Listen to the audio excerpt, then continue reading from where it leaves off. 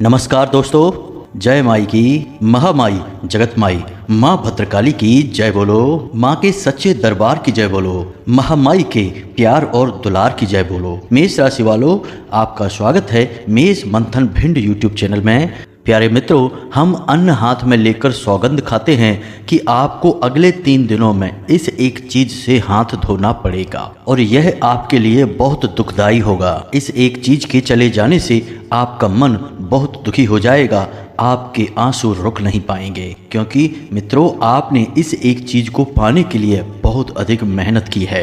जी हाँ दोस्तों, वीडियो में हम आगे आपको बताएंगे कि आखिर क्यों आपके जीवन में ऐसी स्थिति बनती है कि आपके हाथों में आई हुई चीज आपसे छिन जाती है। आपका प्यार, आपकी खुशियाँ, आपकी धन दौलत, आपका सुख, सब कुछ आपसे छीन लिया जाता है। आखिर ऐसी कौन सी रुकावट है जो आपके हर एक बनते हुए काम को बिगाड़ देती है, आपके हर एक खुशी के पल को मातम में बदल देती है? जी हाँ मित्रों, यह कोई छोटी मोटी रुकावट नहीं है। यदि आपने आज इस रुकावट को नहीं समझा और इससे छुटकारा प्राप्त नहीं किया तो हम आपको लिख कर देते हैं कि आगे भविष्य में आने वाला समय और भी भयानक है। ऐसी ऐसी घटनाएं आपके जीवन में होने वाली हैं जिनके बारे में सोचकर भी आपकी आत्मा कांप उठेगी। जी हाँ मित्रों, यह बहुत ही खतरनाक स्थिति होगी। तो ऐसी स्थिति में जाने से पहले ही आप यदि सावधान हो जाएं और जो बातें हम आपको बताने जा रहे हैं उन बातों की गंभीरता को समझें तो आप ना केवल अपने जीवन की आने वाली मुसीबतों से छुटकारा प्राप्त कर लेंगे, बल्कि अपने हर एक दुख, अपने हर एक कष्ट को अपनी खुशियों में भी बदल पाएंगे। याद रखें कि जो बातें हम आपको बताने जा रहे हैं उन बातों में ना केवल ज्योतिष का ज्ञान है, शास्त्रों का ज्ञान है, बल्कि माँ भद्रकाली की कृपा भी शामिल रहती है। क्योंकि हमने लंबे समय तक माई की साधनाएं की हैं तो हमें इतना तो आत्मिक बल प्राप्त हो गया है, या यूं कहें कि माता रानी की कृपा प्राप्त हो गई है कि हम जो बातें बोल देते हैं माता रानी उन्हें किसी न किसी रूप में सत्य तो कर ही देती हैं। तो बस इन बातों के भाव को समझना है और वीडियो आपको पूरा देखना है। यदि अब भी आपने वीडियो पूरा नहीं देखा और इसे बीच में ही छोड़ दिया या इसे मजाक में लिया, हल्के में लिया, तो आपसे बड़ा मूर्ख इस धरती पर कोई नहीं होगा। मित्रों, बात कड़वी अवश्य है, लेकिन दवाई भी तो कड़वी होती है, लेकिन दवाई से ही हमें तकलीफों से आराम मिलता है। तो आपको भी यदि आराम चाहिए तो इस वीडियो को पूरा देखें। इस वीडियो में हम ऐसी ऐसी बातों का, ऐसे गहरे राज का आपसे खुलासा कर देंगे कि आप भी खुद चौंक जाएंगे कि आखिर अब तक आपको ये बातें किसी ने क्यों नहीं बताई। अब सबसे पहली बात मित्रों, हम आपको बता दें कि आपके साथ एक ऐसा व्यक्ति है जो आपके साथ होते हुए भी आपकी हमेशा बुराई करता है, हमेशा आपको हानि पहुंचाना चाहता है। कई बार तो इसकी हरकतों की वजह से, या यूँ कहें कि इसके द्वारा किए गए षड्यंत्र और टोने टोटकों की वजह से आप मौत के मुंह तक भी पहुंच चुके हैं। अब आपको इस व्यक्ति को पहचानना बहुत जरूरी है और इससे अपना हर एक रिश्ता तोड़ना बहुत जरूरी है, वरना आपका आने वाला समय और भी बुरा होगा और भी अपशगुनी और अनिष्टकारी घटनाएं आपके जीवन में घटेंगी। तो प्यारे मित्रों, हम आपको इस आदमी के बारे में सारी बातें विस्तार से बताएंगे। इसी के साथ साथ हम 3 दिनों में होने वाली एक बड़ी अनहोनी घटना के बारे में भी आपसे पहले ही बता देंगे। और इस सबसे बड़ी बात कि हम आपको एक ऐसा महाशक्तिशाली उपाय भी बता देंगे जिसको यदि आप अपने जीवन में शामिल करें और नियमबद्ध तरीके से उसका प्रयोग करें तो आप अपने बड़े से बड़े शत्रु से अपने आप ही छुटकारा प्राप्त कर लेंगे और माता लक्ष्मी को, रुपए पैसे को इस तरह आकर्षित करेंगे जैसे कि चुंबक लोहे को खींचती है। इस उपाय की शक्ति इतनी अधिक है कि चाहे आपके जीवन में कोई भी कष्ट हो, रुपए पैसे नहीं हो, कर्जा हो, संतान सुख ना हो, प्रेम या प्यार में आपको परेशानी हो रही हो, धोखा मिला हो, सब परेशानियों से आपको मुक्ति एकमात्र यह उपाय दिला सकता है। तो इसे आपको अवश्य जान लेना है और इसे प्रयोग करना है। और हम गारंटी देते हैं, 100 नहीं 1000% की गारंटी देते हैं कि इस उपाय का प्रयोग करते ही आपके जीवन में चमत्कारी घटनाएं होनी शुरू हो जाएंगी। फिर आप हमें कमेंट करके बताना कि कैसे आपको लाभ प्राप्त होने शुरू हुए हैं। तो चलिए बिना समय गवाए आज के इस महत्वपूर्ण वीडियो की शुरुआत करते हैं। लेकिन इससे पहले हम चाहेंगे कि आप माता रानी का आभार जरूर व्यक्त करें। कमेंट बॉक्स में एक बार नहीं 3 बार लिखें, जय माँ भद्रकाली कृपा करो। माता रानी की आपको पूरी कृपा प्राप्त होगी और अगले 24 घंटे में आपको एक बहुत बड़ी खुशखबरी मिलेगी जिसका आप लंबे समय से इंतजार कर रहे थे। इसी के साथ साथ आपको बता दें कि माई के दिव्य धाम पर 2 जून को एक विशेष अनुष्ठान होने वाला है। माई का जन्मोत्सव मनाया जाएगा और यदि आप इस अनुष्ठान में भाग लेना चाहते हैं तो अपनी स्वेच्छा से जितना चाहें उतना अंशदान करके इस महा आयोजन को कामयाब बना सकते हैं। अब यदि आप अंशदान करके अपना स्थान निश्चित कर लेते हैं तो हम आपके नाम से माई को एक नारियल, एक चुनरी और श्रृंगार का सामान समर्पित कर देंगे। फिर सर्व मनोकामना पूर्ति हवन में हम आपके नाम से आहुतियाँ भी करवा देंगे। इस प्रकार आपके जीवन में जो भी समस्याएं होंगी, बाधा होंगी, उन सब समस्याओं से आपको मुक्ति प्राप्त हो जाएगी, क्योंकि फिर आपने माई के हृदय में, माई के धाम में अपनी जगह निश्चित कर दी है। माई की कृपा पाने का यह एक अद्भुत मौका है, इसे हाथ से जाने मत देना। फिर आपकी मर्जी है, जो आपका दिल करे आप वह करें। चलिए मित्रों, अब आगे बढ़ते हैं और आपको बताते हैं कि अगले 3 दिनों में कौन सी अनहोनी घटना आपके साथ होने वाली है और कौन सी ऐसी वह चीज़ है जो आपसे छिन जाएगी, आपको जिससे हाथ धोना पड़ेगा, जिससे आपको बहुत अधिक तकलीफ होगी। अब दोस्तों ध्यान से समझिए, वैसे तो आपकी राशि में ग्रहों की स्थिति सामान्य बनी हुई है, आपको कोई विशेष नुकसान नहीं है, लेकिन 2 ग्रहों की एक ऐसी युति बन रही है जो आपको आने वाले समय में बहुत नुकसान पहुंचाएगी, खास तौर से आने वाले 3 दिनों में। यह युति है शनिदेव और राहु की। जी हाँ मित्रों, शनिदेव आपको पूर्ण दृष्टि से देख रहे हैं, हमने अपने पिछले वीडियो में भी आपको इसके बारे में बताया था, और राहु भी आपके ऊपर आंशिक प्रभाव छोड़ रहे हैं। अब राहु एक ऐसे तीव्र ग्रह हैं जो अगर आंशिक प्रभाव भी छोड़ेंगे तब भी मति भ्रम हो जाएगा और आप उल्टे सीधे फैसले लेंगे और अपने जीवन को खुद ही अपने हाथों से बर्बाद कर बैठेंगे। अब शनिदेव आपको पूर्ण दृष्टि से देख रहे हैं तो आपको यहाँ पर थोड़ा सावधान होने की आवश्यकता रहेगी। इसका मतलब क्या हुआ? तो इसका मतलब यह हुआ प्यारे मित्रों कि आपको अगले 3 दिनों में सबसे पहला नुकसान तो यह होगा कि रुपए पैसे की आपके ऊपर परेशानियां टूट पड़ेंगी। कहने का मतलब यह है कि आपके ऊपर अनावश्यक खर्च बढ़ेंगे, आपको ऐसी परेशानी का सामना करना पड़ेगा जिसमें कि आपके पैसे फिजूल खर्ची में जाएंगे। या फिर ऐसा भी हो सकता है कि आप किसी ऐसी जगह पर, ऐसे स्थान पर पैसा खर्च करें, किसी ऐसी चीज़ को खरीद डालें जिसका आप आगे उपयोग ही ना करें, लेकिन आपका पैसा वहाँ फंस जाएगा। या फिर एक स्थिति ऐसी भी बन सकती है कि कोई आपसे पैसे उधार ले लेगा, फिर आपके पैसे अटक जाएंगे, आपका भी काम रुक जाएगा और आपके पैसे भी वापस नहीं मिलेंगे, और फिर जब आप पैसे अपने वापस मांगेंगे तो आपको बुराई मिलेगी, जो कि हमेशा ऐसा ही होता है आपके साथ। तो अब आपको थोड़ा सा सावधान रहना है पैसे के मामले में। अगले 3 दिनों में आपको ये काम भूल कर भी नहीं करने हैं।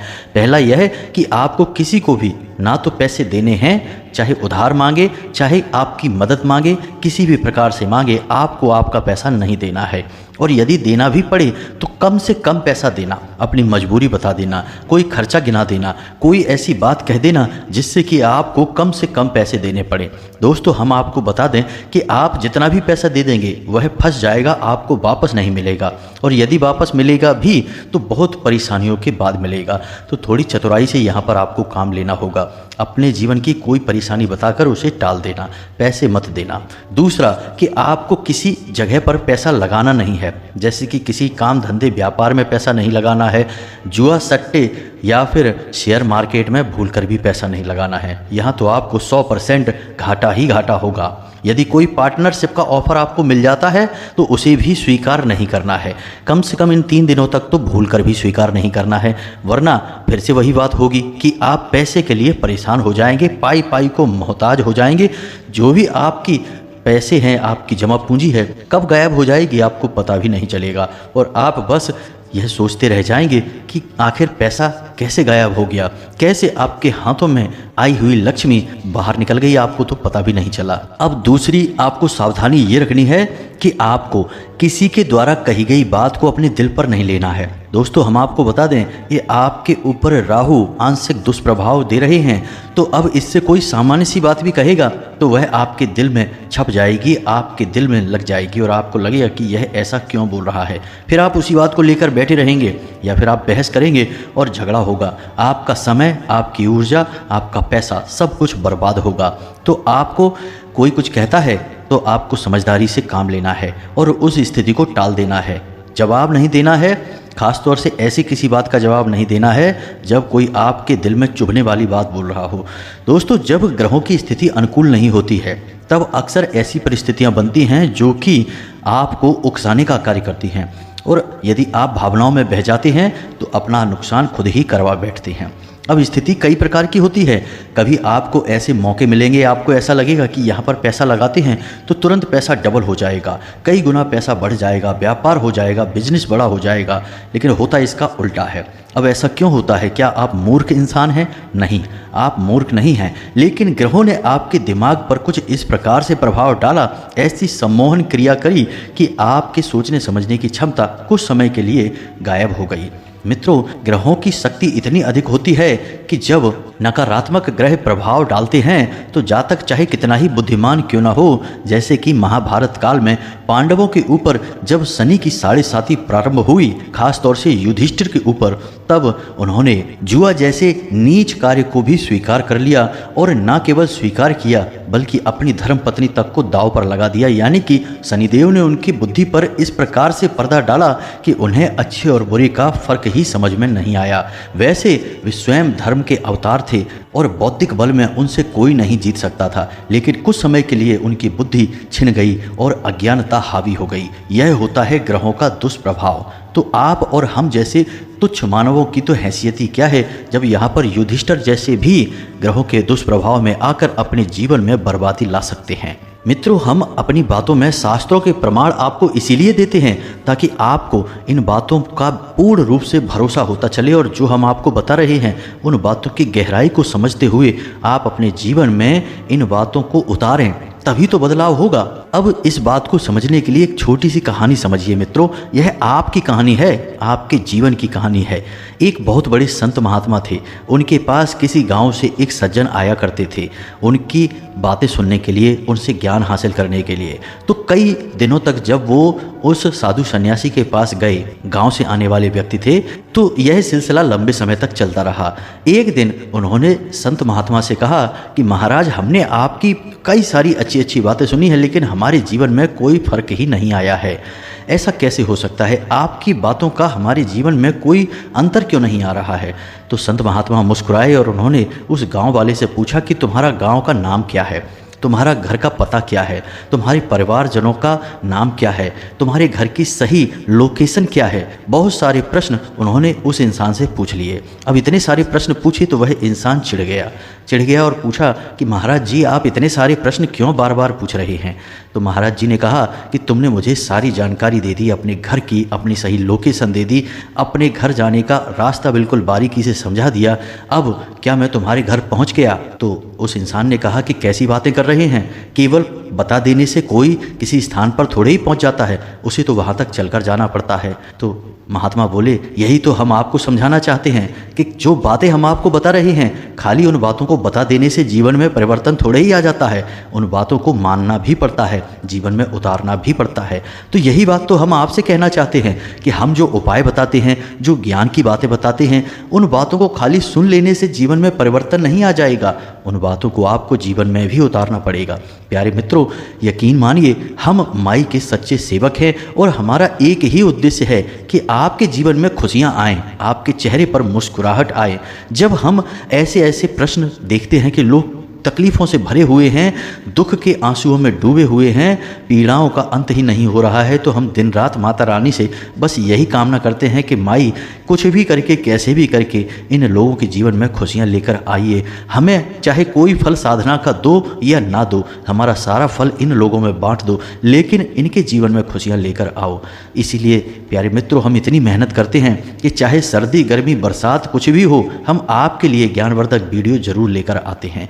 अब आप इन्हें अपने जीवन में उतारेंगे, बदलाव तो तभी आएगा। हमारा काम जितना है उतना हम करेंगे, आप अपने हिस्से का काम नहीं करेंगे तो फिर आप हमें कमेंट करके बोलेंगे या हमें मैसेज करेंगे व्हाट्सएप पर कि हमारे जीवन में कुछ भी नहीं बदला, हमारे जीवन में इतनी तकलीफ़ें क्यों हैं। तो फिर हम क्या कर सकते हैं, भगवान भी क्या कर सकते हैं। तो मित्रों, इस बात की गहराई को समझिए। बातें सिर्फ बताने के लिए नहीं होती हैं, अमल में लाने के लिए होती हैं। उम्मीद है कि आप हमारी भावनाएं समझ चुके होंगे। तो अब आपको क्या क्या नहीं करना है यह बात आप अच्छी तरह से समझ गए। कुछ छोटी छोटी सी बातें हैं जो आपको अवश्य ही करनी चाहिए। सबसे पहला काम कि अगले 3 दिनों तक आपको अपने पूजा घर में पश्चिमी दीवार के पास सरसों के तेल का एक दीपक अवश्य जलाना है, यह शनिदेव को समर्पित होगा। दूसरा कि यदि आप सूर्य को अर्घ देते हैं तो अगले 3 दिनों तक सूर्य को बिल्कुल भी अर्घ ना दें। अब ऐसा क्यों? यह बात अटपटी लगती है, सुनने में लोगों को हजम नहीं होगी कि भाई सूर्य को अर्घ देना क्यों आप रोक रहे हैं। ऐसा तो बहुत ही गलत होगा। सूर्य तो देवता हैं। बिल्कुल सही बात है, सूर्य देवता हैं, उन्हें अर्घ देना चाहिए। लेकिन यदि ग्रहों के नज़रिए से देखा जाए तो शनिदेव और सूर्यदेव में बहुत ही ज़्यादा कठोर शत्रुता है, एक दूसरे के जानी दुश्मन हैं ये। तो जब आप सूर्य को भी साधेंगे, इधर शनि को भी साधेंगे, तो दोनों ही दुश्मन हैं, दोनों आपसे नहीं सधेंगे। तो जब आप शनि के लिए विशेष कुछ कर रहे हैं, शनि की कृपा आप चाहते हैं, तो कुछ समय के लिए सूर्य को आप केवल नमस्कार करें, जल अर्पित ना करें। यह कार्य बहुत आवश्यक है मित्रों। कोई इन बातों को नहीं बताता है, लोग बस सुनी सुनाई बातें कह के चले जाते हैं और फिर लोगों को जीवन में कोई परिवर्तन नहीं आता, क्योंकि असली बात तो बताई नहीं। और असली बात तो वही बताएगा जो कि सचमुच में साधक है, जो कि सचमुच में अध्ययन करता है। तो आपको अगले 3 दिनों तक यह कार्य नहीं करना है।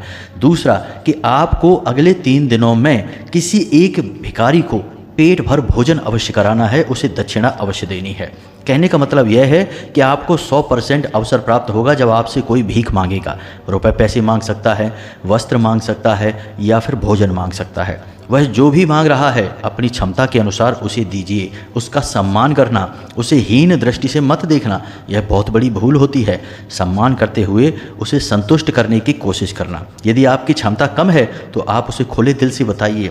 याद रखना कि वह शनिदेव का रूप है, साक्षात शनिदेव हैं, ऐसा भी कह सकते हैं, क्योंकि भिखारियों के, लेबर वर्ग के और निम्न स्तर के कर्मचारियों के अधिपति शनिदेव ही हैं। तो आपको उसे प्रसन्न कर देना है। आप जैसे ही उसे प्रसन्न करेंगे, शनिदेव अपने आप प्रसन्न हो जाएंगे। तो आप अपनी क्षमता के अनुसार जितना भी उसे कर सकें कर दें। उसके चेहरे पर मुस्कुराहट आ जाए, उसके मन से धुआं निकल जाए, आपका काम बन गया। शनिदेव आपको कभी पीड़ा नहीं पहुंचाएंगे, चाहे कितनी ही कठोर दृष्टि आपके ऊपर क्यों ना पड़ रही हो। अब राहु की भी दृष्टि आपके ऊपर है, तो इसके लिए आप क्या करें? याद रखें कि आप कोई भी जरूरी काम करने चले, जो भी आपका काम हो, जैसे कि आप व्यापार पर जा रहे हैं, काम धंधे पर जा रहे हैं या फिर किसी विशेष कार्य को करने के लिए जा रहे हैं, तो आपको मन में केवल 8 बार बोलना है, ओम राम राहवे नमः। जी हाँ मित्रों, ओम राम राहवे नमः, यह राहु का मंत्र है।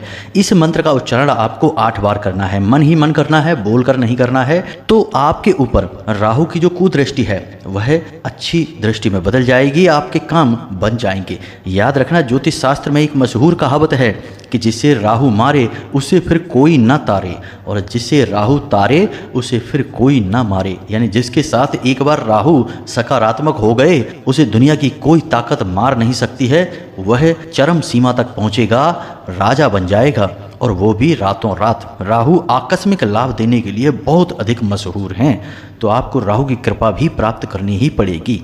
तो यह कार्य राहु के लिए बहुत आवश्यक है। अब आप ध्यान से सुनिए, हम आपको आपके शत्रु के बारे में बताने जा रहे हैं, उसके नाम के बारे में बताएंगे, उसकी पहचान बताएंगे। अब यदि आपने वीडियो को बीच में छोड़ दिया मित्रों, तो आप फिर से वही भूल कर बैठेंगे जो आप हमेशा करते हैं, यानी कि जल्दी का काम शैतान का। आप जल्दबाजी में यहाँ से निकल जाएंगे और फिर से वही होगा जो होता चला आ रहा है, यानी कि केवल जीवन में दुख ही दुख और कष्ट ही कष्ट। फिर बाद में हमें कमेंट करके मत कहना कि गुरुजी हमारे जीवन में इतनी तकलीफें क्यों हैं, दुखों का अंत कब होगा। ध्यान से सुनिए मित्रों, सब दुखों का अंत केवल ज्ञान के माध्यम से ही हो सकता है। तो अब ध्यान से सुनिए, जैसा कि हम देख पा रहे हैं आपकी राशि को और माई की कृपा की अनुभूति के आधार पर आपके जीवन में 3 नाम के लोग बहुत बड़े शत्रु हैं। इन शत्रुओं से आपको तुरंत पीछा छुड़ा लेना चाहिए। ये तीनों के तीनों आपके ऊपर राहु केतु की तरह मंडरा रहे हैं और आपके जीवन को बर्बाद करना चाहते हैं।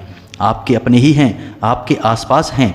अब ऐसा हो सकता है कि इन 3 में से कोई 2 नाम का व्यक्ति या फिर कोई 1 नाम का व्यक्ति आपके आसपास हो। यह तो आपके पिछले जन्मों के पुण्य प्रताप पर, आपके देवी देवताओं की कृपा पर निर्भर करता है कि आपकी कितनी रक्षा हो रही है।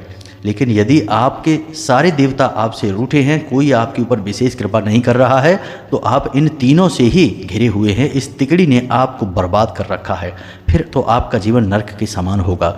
तो अब ध्यान से समझिए कि क्या है इनके नाम। तो सबसे पहला जा अक्षर का व्यक्ति है। जी हाँ मित्रों, जा अक्षर के व्यक्ति से आपको हमेशा बचकर रहना है, यह आपके लिए बेहद घातक है। दूसरा आ अक्षर का व्यक्ति है। जी हाँ मित्रों, जिसका नाम आ अक्षर से शुरू होता है, इस व्यक्ति से आपको बचकर रहना है, यह भी बहुत ही खतरनाक है आपके लिए। और तीसरा सा अक्षर का व्यक्ति। जी हाँ मित्रों, सा अक्षर का नाम का व्यक्ति हमेशा आपको पीड़ा पहुंचाएगा, कष्ट पहुंचाएगा, कभी आपका भला नहीं कर सकता है। तो अब आप अपने आसपास, अपने रिश्ते नातों में और अपने नज़दीक जिनसे आप दिन रात मिलते हैं, ऐसे लोगों पर नज़र डालिए।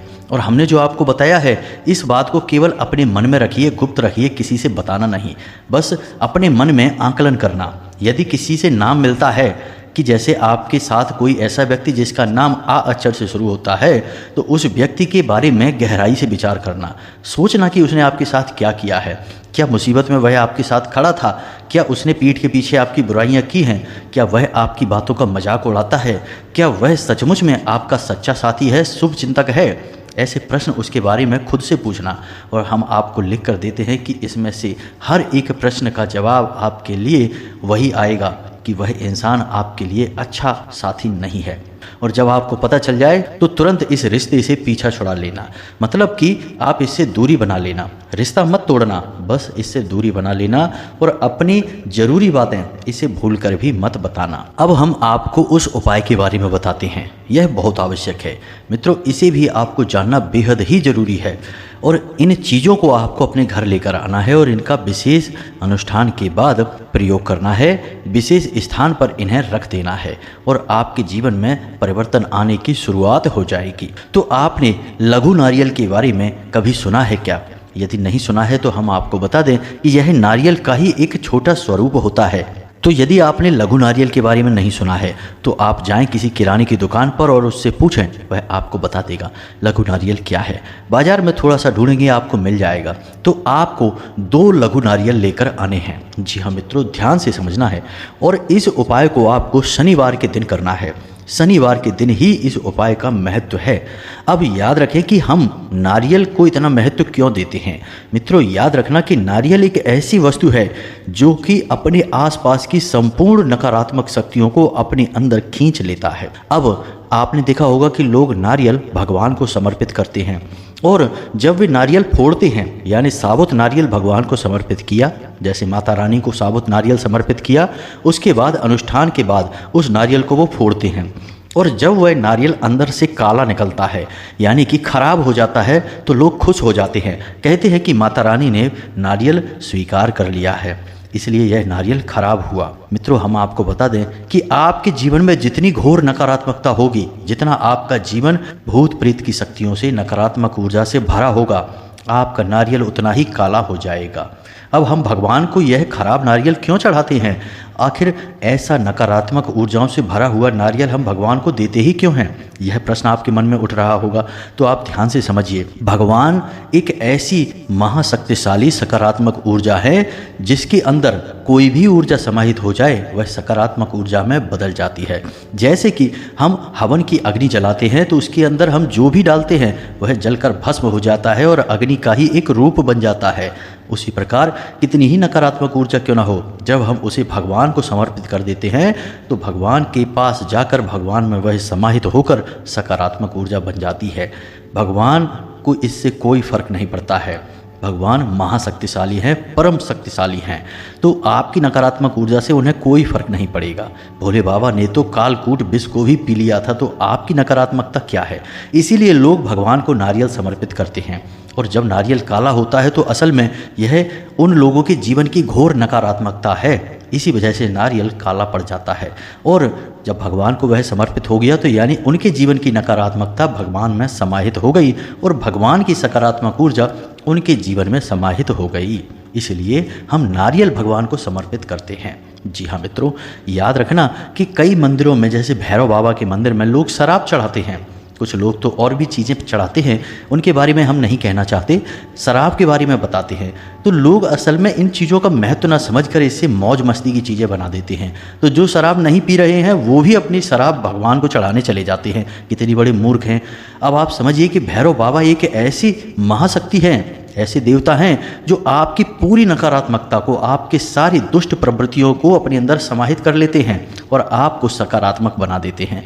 अब कोई व्यक्ति है जो शराबी है, शराब पीता है, वह जाएगा भैरव बाबा को और अपनी शराब उन्हें दे देगा और शराब से छुटकारा प्राप्त कर लेगा। इसी प्रकार यदि कोई गलत आदत आपके पास है तो आप वह भैरव बाबा को दे दो और भैरव बाबा अपनी सकारात्मक ऊर्जा आपको दे देंगे। याद रखना, भैरव स्वयं भोले बाबा का ही स्वरूप हैं।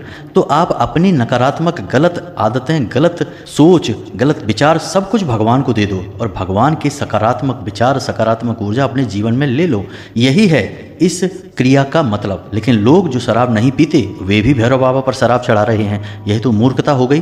तो ऐसा नहीं करना चाहिए। लोग समझते नहीं हैं बातों को, बस यूं ही पागलों की तरह फॉलो करने में लगे हुए हैं। हम आपको सारी बातें गहराई से बता रहे हैं। तो अब यहाँ पर आपने सारी बातें समझ ली कि क्यों नारियल चढ़ाते हैं, क्यों भैरव बाबा पर शराब चढ़ाते हैं। अब आपके उपाय की बात करते हैं। तो आपको 2 लघु नारियल लेकर आने हैं। जी हाँ मित्रों, अब आपको ये दोनों लघु नारियल लाकर अपने पूजा घर में माता काली के या माँ भद्रकाली के चरणों में रख देना है।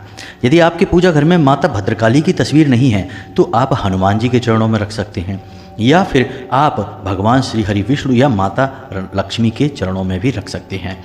जो भी देवी देवता से आपका लगाव है आप उनके चरणों में उन्हें समर्पित करें ये दोनों लघु नारियल और 7 दिनों तक इन्हें आप अपनी पूजा घर में ही रखे छोड़ें। और जब आप इन्हें 7 दिनों तक पूजा घर में रखे छोड़ेंगे उसके बाद इन नारियलों को आपको ले जाकर किसी बहते हुए जल में प्रवाहित कर देना है। ऐसा क्यों करना है, इसका क्या कारण है? तो मित्रों हम आपको बता दें कि ये जो लघु नारियल हैं इनके अंदर जो साबुत नारियल होता है, बड़ा नारियल होता है, उससे भी कहीं अधिक नकारात्मक ऊर्जाओं को आकर्षित करने की शक्ति होती है। तो आपके घर की संपूर्ण नकारात्मक ऊर्जा इन दोनों लघु नारियल में समाहित हो जाएगी, प्रवेश कर जाएगी। और उसके बाद आपको 7 दिन तक इसे अपने घर में रखना है और इस लघु नारियल को आपको किसी बहते हुए जल में प्रवाहित कर देना है। आप जब बहते हुए जल में प्रवाहित करेंगे तो आपके घर की नकारात्मक ऊर्जा प्रवाहित हो जाएगी और उसके बाद आपको फिर से यही 2 लघु नारियल लेकर आने हैं बाजार से और फिर से इनके साथ वही क्रिया करनी है। यानी हर 7 दिनों में आपको लघु नारियल का 1 जोड़ा लेकर आना है। अब जैसे हम बड़ा नारियल 1 चढ़ाते हैं वैसे ही लघु नारियल 2 चढ़ाते हैं। जी हाँ मित्रों, अब जब हमारे जीवन की नकारात्मक ऊर्जाएं उन लघु नारियल में समाहित हो जाएंगी तो वे हम बहते हुए जल में प्रवाहित करते हैं। और बहते हुए जल में जब हम प्रवाहित करते हैं तो शास्त्रों में लिखा है कि बहते हुए जल में प्रवाहित की गई कोई भी चीज दिव्य शक्तियों को समर्पित हो जाती है। इसीलिए आपने देखा होगा कि देवी देवताओं का विसर्जन बहते हुए जल में ही किया जाता है, उन्हें प्रवाहित कर दिया जाता है, क्योंकि वे जिस दिव्य धाम से आए हैं उसी दिव्य धाम में वापस चले गए हैं। तो आपने ये नारियल देवी देवताओं को समर्पित किए, बाद में ये आपने बहते हुए जल में प्रवाहित कर दिए, यानी कि उन्हीं के दिव्य धाम में उन्हें पहुंचा दिया। अब आप फिर से नए 2 नारियल लेकर आए और फिर से आपने यही क्रिया की। हर 7 दिनों तक आपको यही क्रिया करनी है। कोई मंत्रोच्चारण नहीं, कोई अनुष्ठान नहीं, कोई कार्य नहीं, बस रखिए और उसके बाद ले जाकर विसर्जित कर दीजिए। अब पूजा की अलमारी में ही रखेंगे तभी इसका विशेष फल आपको प्राप्त होगा। और मित्रों एक बात आपको हम और बता दें यहाँ पर जो कि बहुत विशेष है कि यह जो उपाय है इसे कई बार, सैकड़ों बार, हजारों बार आजमाया गया है। और जैसे ही लोग इस उपाय को करते हैं तो पहले 7 दिनों में ही उनके जीवन में परिवर्तन होने शुरू हो जाते हैं। घटनाएं अच्छी अच्छी घटनी शुरू हो जाती हैं, शुभ समाचार मिलने शुरू हो जाते हैं। और किसी भी प्रकार का यदि दोष लगा है, चाहे पितृ दोष हो, चाहे राहु दोष हो, चाहे किसी भी प्रकार का दोष हो, काल सर्प दोष हो या फिर पितृ दोष हो, सारे दोषों की शक्ति कम होने लगती है और जीवन में आनंद बढ़ने लगता है। तो बस आप इस उपाय को करिए, फिर इसके कैसे प्रभाव हुए इसके बारे में हमें कमेंट करके बताना। अब इसी के साथ साथ आज के इस वीडियो से विराम लेते हैं। पूरे भक्ति भाव से कमेंट बॉक्स में जय मां भद्रकाली कृपा करो अवश्य लिखना। आपके जीवन में निश्चित ही खुशखबरियां आएंगी, हमें पूरा भरोसा है। माई के दिव्य अनुष्ठान में भाग लेने के लिए आप अंशदान भी करना और इस कार्यक्रम को सफल अवश्य बनाना। मिलते हैं अगले ज्ञानवर्धक वीडियो में, तब तक के लिए धन्यवाद। हमेशा हंसते रहें, मुस्कुराते रहें। माता रानी की आपको पूर्ण कृपा प्राप्त होती रहे। इसी के साथ जय माई की, जय मां भद्रकाली।